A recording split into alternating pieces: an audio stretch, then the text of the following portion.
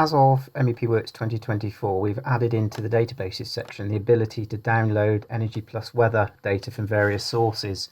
It's not a database, it's merely the ability to download and create a portfolio of locations which you can copy into your DB/weather/EPW folder. So if we go in and take a look, what this does, this will take us to the National Energy Research Laboratory locator globally, where you can see a whole series of locations. You can zoom in, roll your mouse wheel forward and back to take the locations.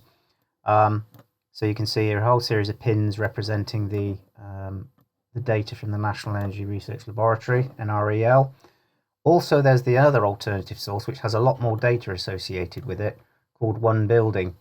What I would suggest you do, because there are many, many more locations on the One Building selection, you actually look at the area of interest, then move into the One Building option, because it's split into regions and you can select the region of interest from the little pull down menu.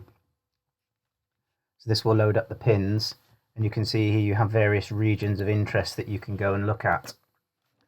Notice the red pins. The red pins imply database locations that you have downloaded. So in this case, a whole series of UK locations have been downloaded. So you as a user can build up a portfolio of locations.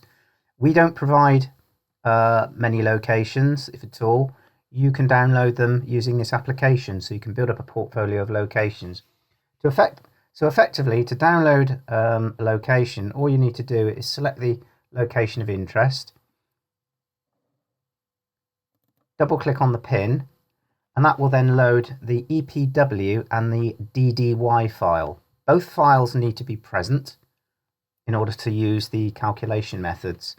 And then this will then put those files in the location of your software, in this case MEPworx 2024, into the DB weather EPW folder.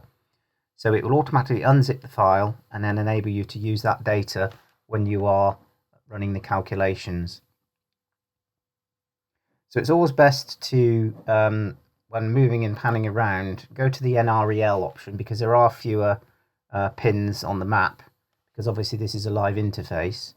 Pick the area of interest, pan around, and then load your data, and then pick your source, whether it's the NREL or the One Building location. So that's basically how you can download the data. There are more videos once you're in the software on how to manipulate the data and what it's all about and how to use it.